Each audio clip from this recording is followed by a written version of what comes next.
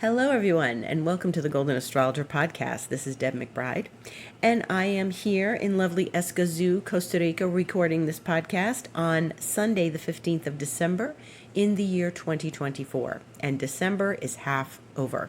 Hard to believe, incredible, hardly a minute it feels like that this year has been. So, absolutely, we are now in the second half, or going into the second half of December, which features holidays. And here we are. We are moving towards a new year. And on Tuesday night, I gave my lecture, The Liminal Labyrinth, and it was a lovely crowd, and we had a great time, and many people asked great questions.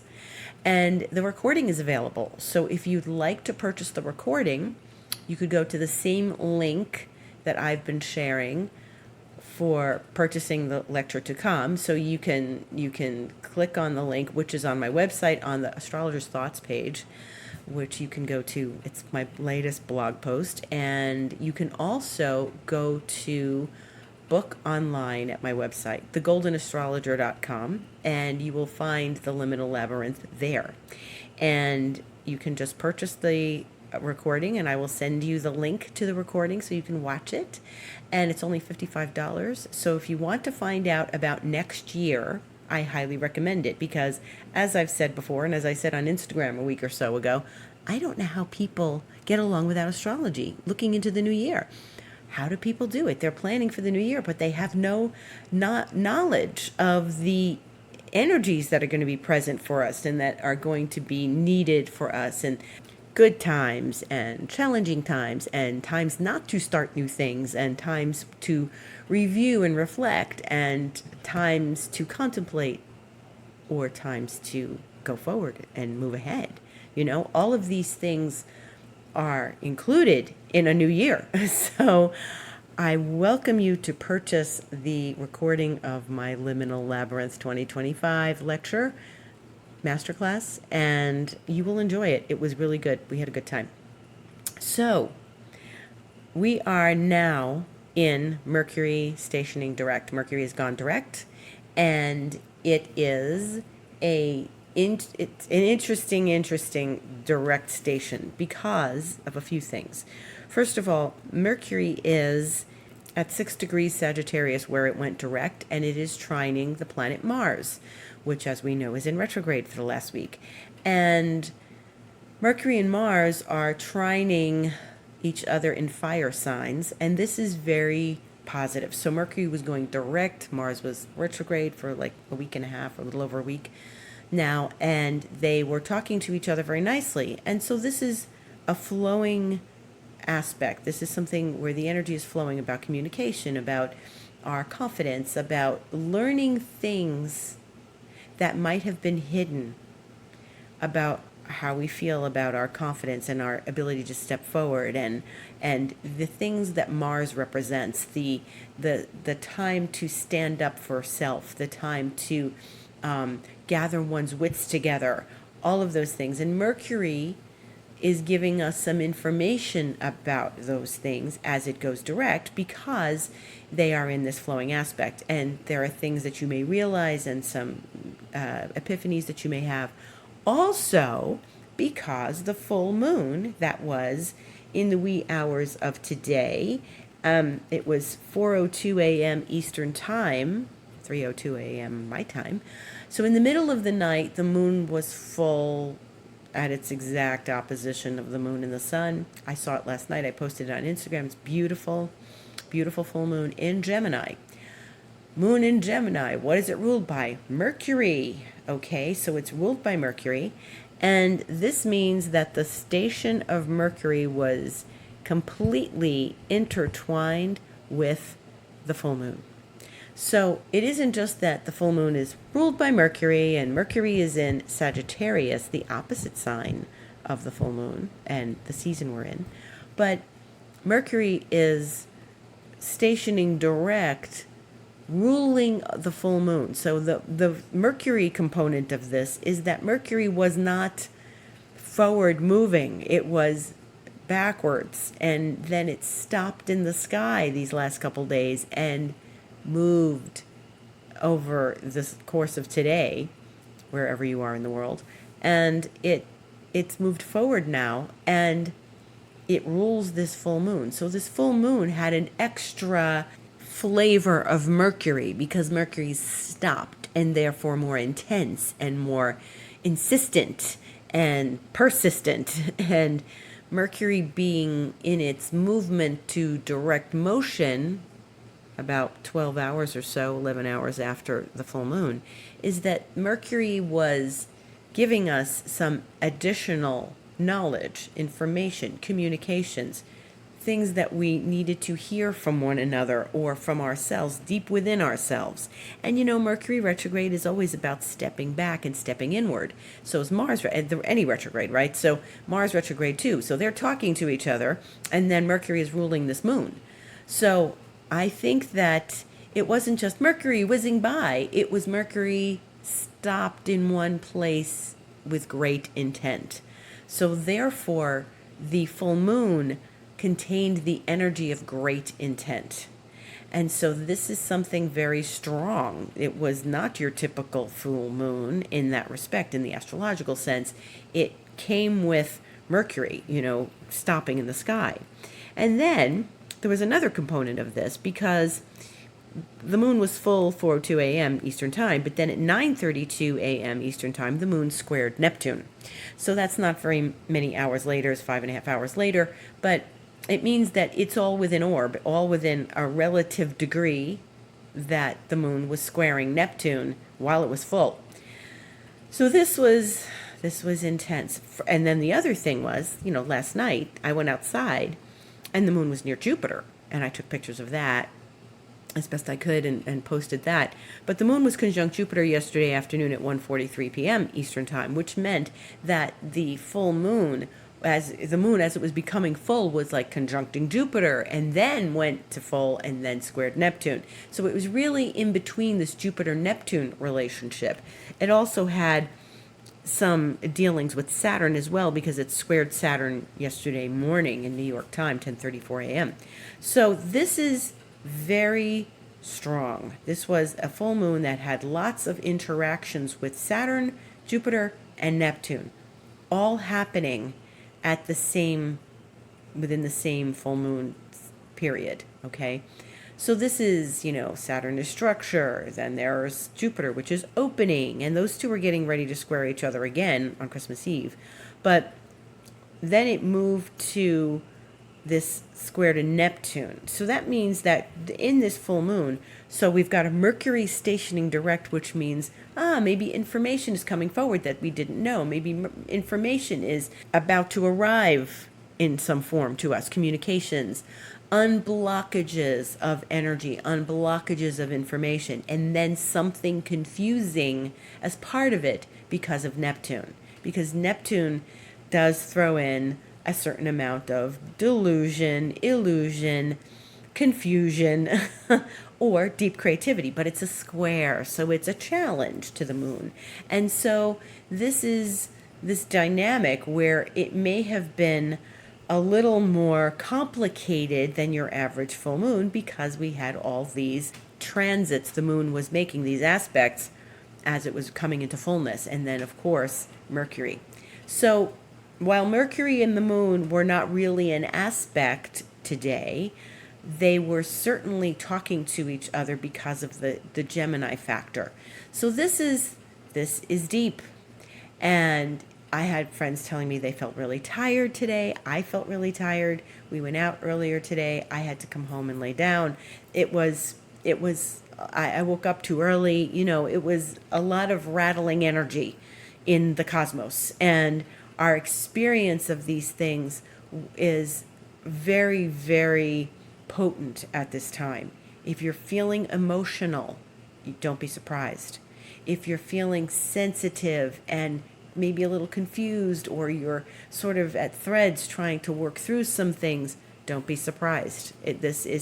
You are exactly where you should be, and just let it pass through you. Allow these emotions to come through. Don't resist them. Don't stop them, because when we resist them, our body feels it, and then we get sick, or we have headaches or something. We've got to let these things just pass through us. And if that means resting, sleeping, taking a hot bath, going for a walk, and just not resisting these feelings. And sometimes with Neptune, it defies language, which is complicated with a full moon in Gemini.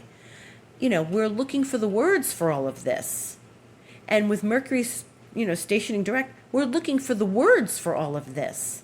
And, I have a Gemini moon, so I know I can define and speak about what I'm feeling very easily. But when Neptune is thrown in there, it does complicate matters. It doesn't give you an exact, I feel like this. I'm angry, or we can't name it so easily.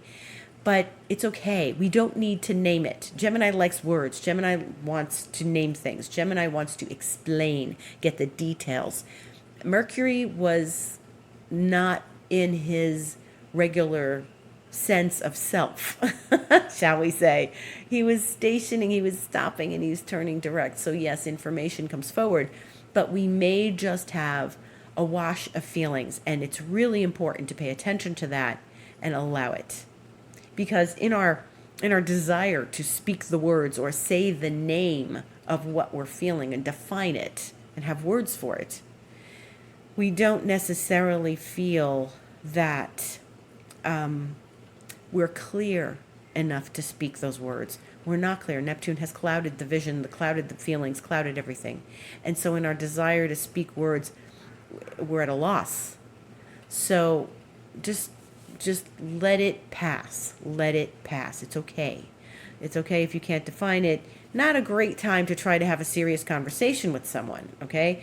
We've got Mercury's direct only a few hours, and now it's just really giving us some pause, and we have to let that pause be. We have to let that pause be, because if we don't, we're gonna, we're just gonna get confused and forget I said that, I didn't mean that. Just stay in a quiet state if you need to. That's the best advice for right now. If you have to do that, stay quiet.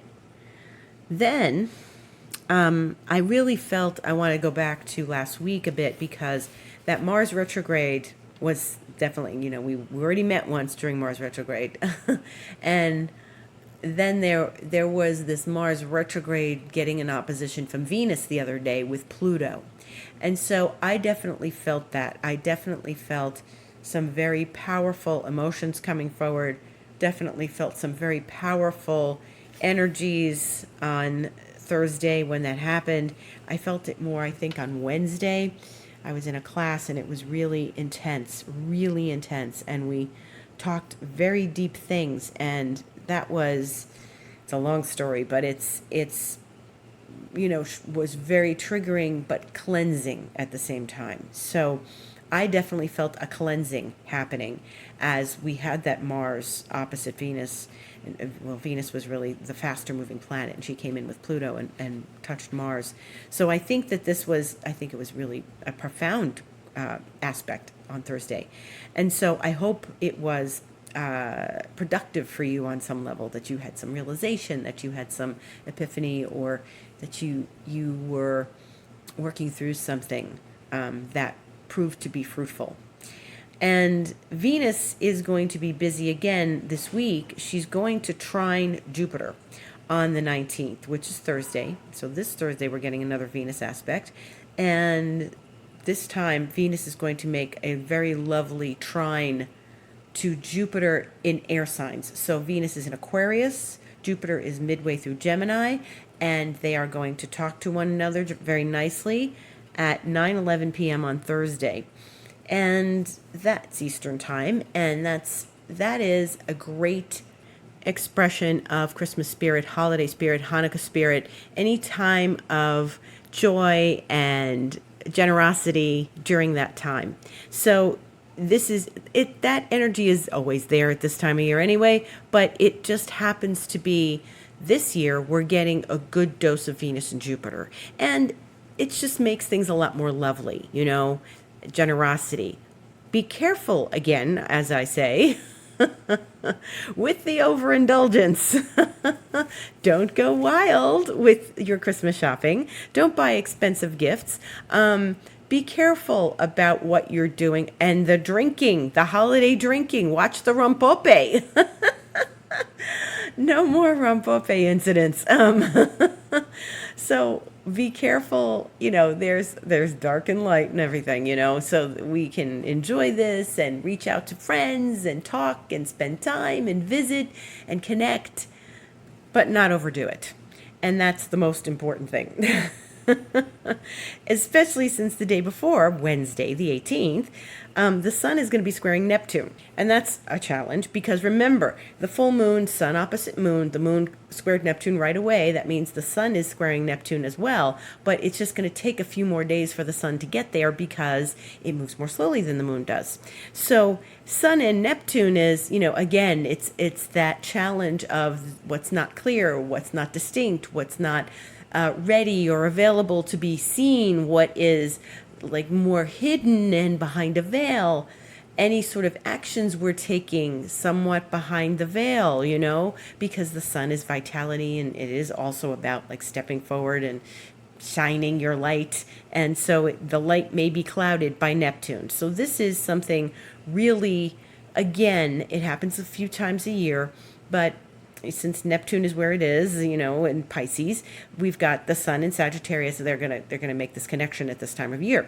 So it's important to, between the sun Neptune, between the Venus Jupiter, watch the holiday overindulgence. We've got way too many cookies around here, way too many sweets and desserts. I can't believe it. I've never noticed it like this before, but it's really crazy. Like every time I turn around, somebody's bringing me like cookies or dessert or something, or fig bars, or which is lovely. But at the same time, our friends are starting a brand here of homemade things. They're taking some of my kefir grains and they're going to make their own kefir, which is great. And they are also like making their own cookies sweetened only with maple syrup, which is very lovely. And they are at a Christmas fair yesterday, and I went over there and I was like, oh my God, so many treats, so much. And then another friend was there, and she was, making crepe because she's French, and she had these different compotes that she made to put on the crepe. And whoa!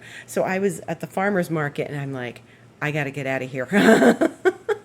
I was at the farmer's market, and it was only up the street from there, so I just bought a couple things, went up to see them before I had too many things that I couldn't tug my way up there, bring up there.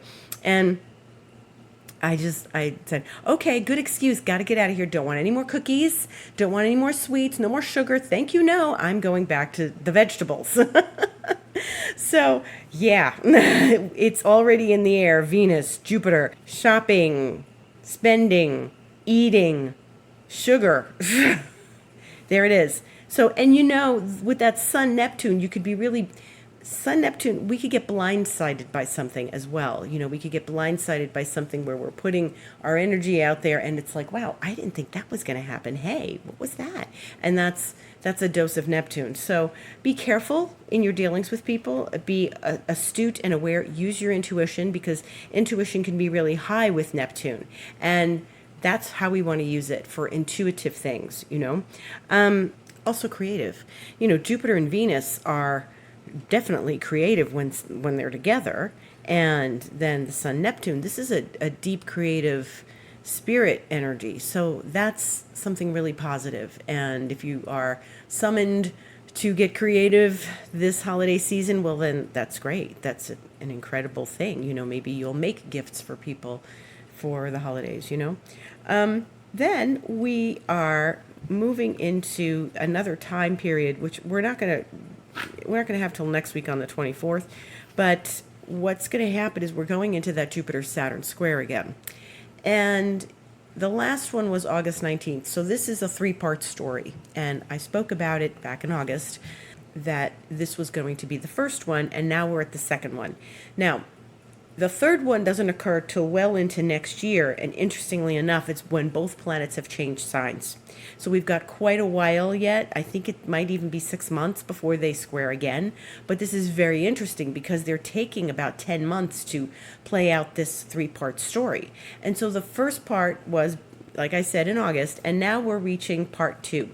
And this is, Jupiter in Gemini, and Saturn in Pisces. Now, Jupiter is still retrograde, and it won't go direct for a while. Saturn went direct a few weeks ago, and so we're in this place where they are meeting up in the challenge of a square again, and we are looking at reflections to back in 2020, because 2020 was when they made their conjunction. This in astrology is known as the Great Conjunction, and the two of them were at 0 degrees Aquarius.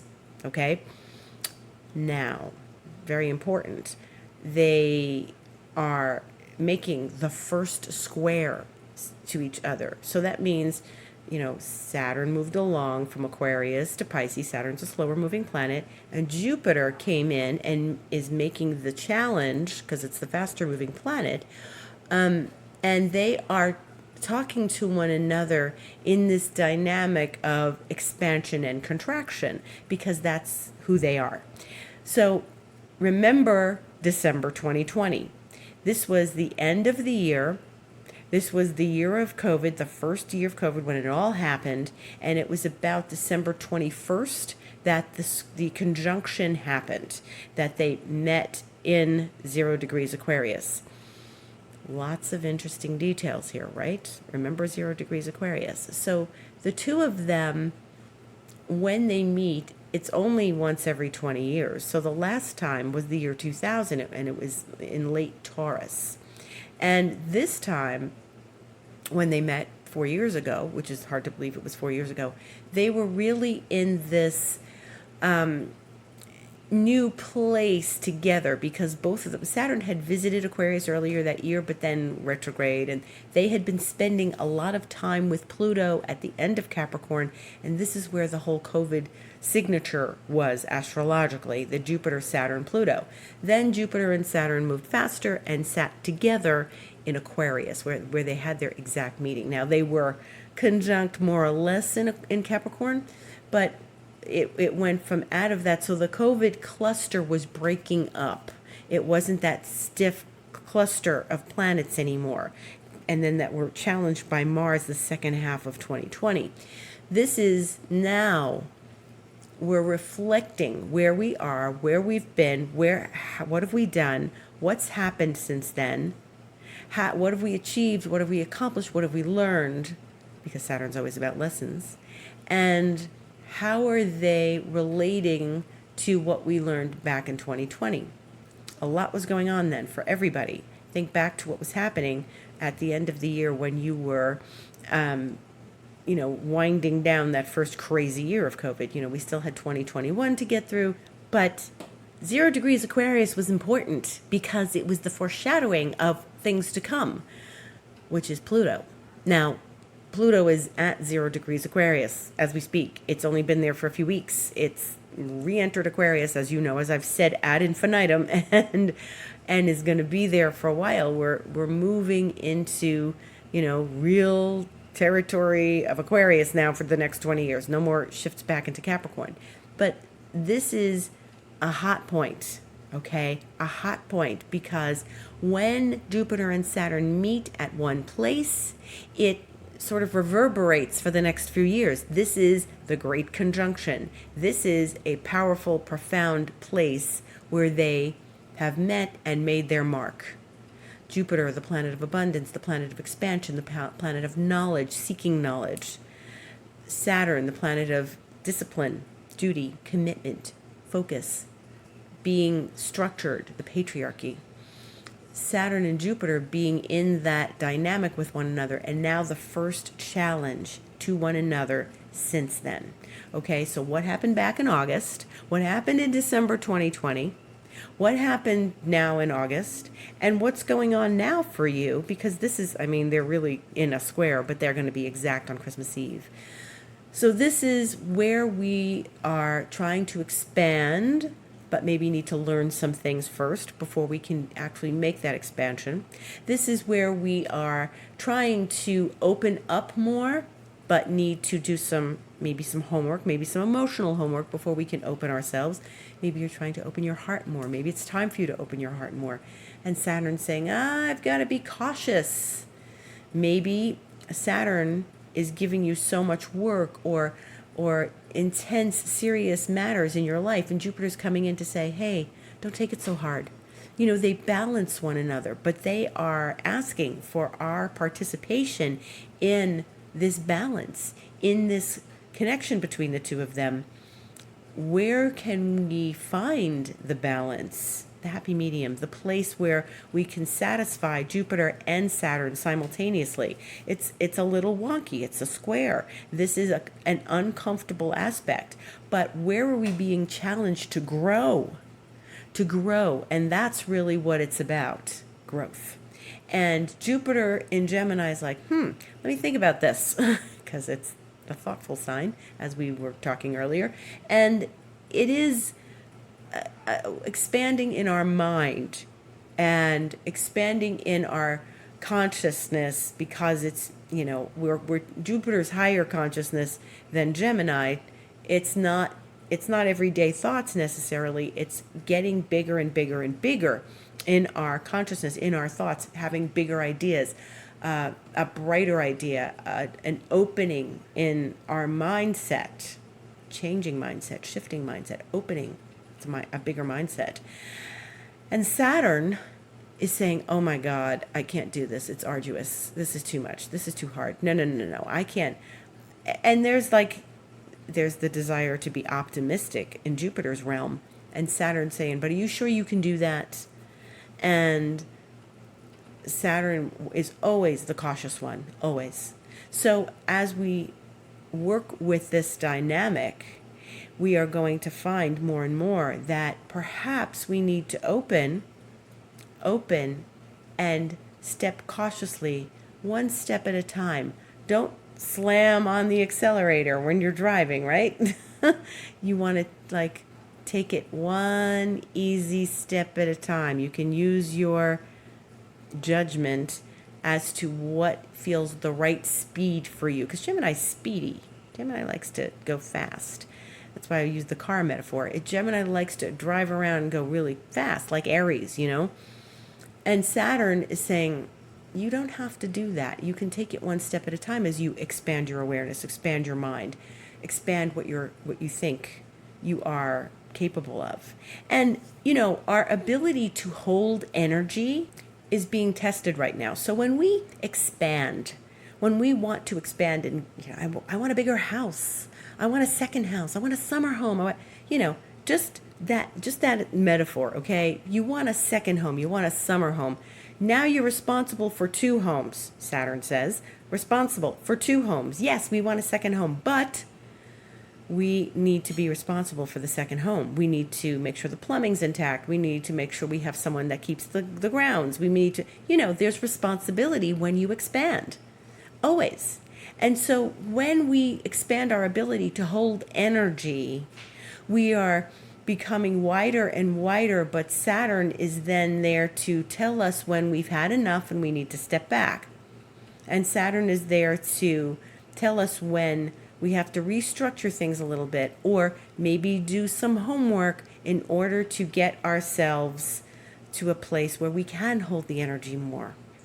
As we grow as a human being, it's always about growth, We're growing as people, we're growing, and we want to become bigger and better and more successful than the past, but we have to pay attention to our steps and our stages through this and be responsible. We can't just go wild, when we are doing this. We can't just yes, I'll take that huge house that's too big for my family. We have to be reasonable. And Saturn's not stopping Jupiter's progress, but it's making us have a realistic view of what we're capable of in our expansion. And this is very important right now. Very important. Pay attention to this. I know it's hard because it's holiday time and your head is full of plans and things to do, and when you have to drive somewhere, and who you're going to be with, and what food you're bringing, and who's coming over, and whatever. But it's really important to pay attention to this right now, because it's not something that we're used to feeling. We're, especially around the holidays, there's a point that says, don't get crazy, stop. And having to pay attention to our energy load is not something where, you just go wild at holidays. You just have a good time and relax and all that. This is a little bit of tension that's going to be present during the holidays, okay? We'll talk more about this next week. This is also the last week of Sagittarius season. As Saturday, it will be the winter solstice, and the sun enters Capricorn at 4:21 a.m. Saturday the 21st. That's Eastern Time.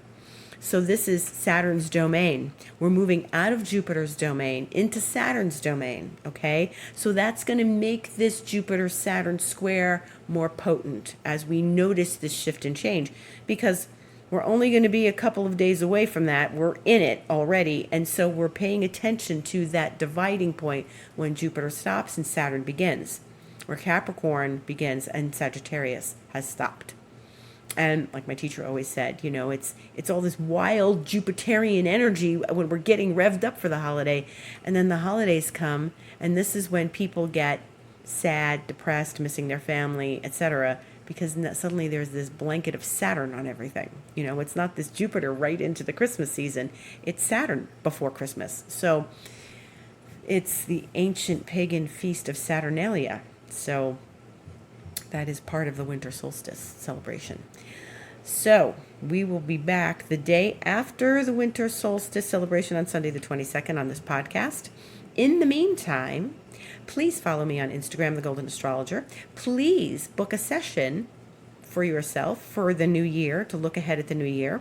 thegoldenastrologer.com, book online. You can also buy gifts. This is a great gift. You can buy someone a card reading. They have 3 choices of card readings: tarot, archetype, or alchemy. I love the alchemy cards. And you can get them an astrology session or a Reiki session. It's really lovely to get a Reiki session. We clear up old patterns. We clear out the energy, clear it up to go into the new year, even though we're carrying a Mars retrograde with us. So for sure, we've got lots of gift ideas for you at thegoldenastrologer.com. So please check it out. And if you are interested in starting the new year with mentoring, you can join me in expansion mentoring, which is perfect for the Saturn Jupiter that we're experiencing, right? So if you want more information about mentoring, which can go for 3 months, 6 months, or 12 months, I welcome you to my mentoring world. And if you purchase mentoring in the month of December, you get a free astrology session from me, okay? So take that into consideration as you consider your mentoring needs as we move forward towards 2025.